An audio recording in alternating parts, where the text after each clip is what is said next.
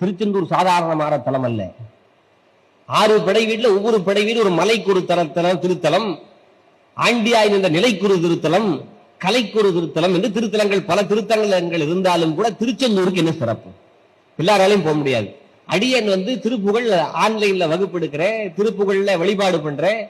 ஒரு முறை பொள்ளாச்சியில திருப்புகழ் வழிபாடு செய்கிற போது அந்த மண்டபத்தை இலவசமாக கொடுத்த அந்த மண்டபத்தினுடைய ஓனர் சொன்னாரு, நான் நினைச்சா பழனிக்கு போயிட்டு வரேன், நினைச்சா திருப்பரங்குன்றத்துக்கு போயிட்டு வரேன், திருச்செந்தூர் மட்டும் போக முடியலைங்க, ஏன் அப்படின்னாரு. அதுக்கு காரணம் சொன்னேன். அருணகிரிநாதர் சொல்லுகிறார், இந்த பெருமாளை கும்பிடுறவங்களுக்கு வைஷ்ணவர்கள் அப்படின்னு பேரு, சிவனை கும்பிடுறவர்களுக்கு சைவர்கள் அப்படின்னு பேரு. சைவத்துல சிவபெருமான கும்பிடுறவங்க ஒரு இடத்துக்கு போயிட்டு வரணும் அப்படின்னு நினைக்கிறது கைலாயத்துக்கு போகணும்னு நினைப்பாங்க. வைணவர்கள் பரமபதத்துக்கு போகணும்னு நினைப்பாங்க.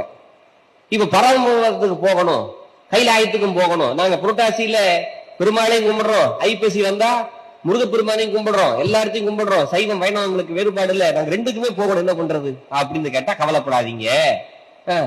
என்ன பண்றது? கவலைப்படாம நேரா திருச்செந்தூருக்கு வாங்க. திருச்செந்தூர்ல முருகப்பெருமான தரிசனம் பண்ணுங்க.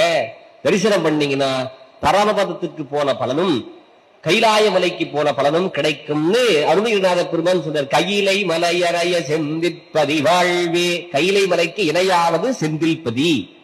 அப்புறம் பரமபதமாய செந்தில் முருகன் எனவே பழனிமலை மீது வந்த பெருமாளே. பழனிமலை அடுத்த படை வீட்டுக்கு நாங்க இந்த இன்ட்ரோ கொடுப்போம்.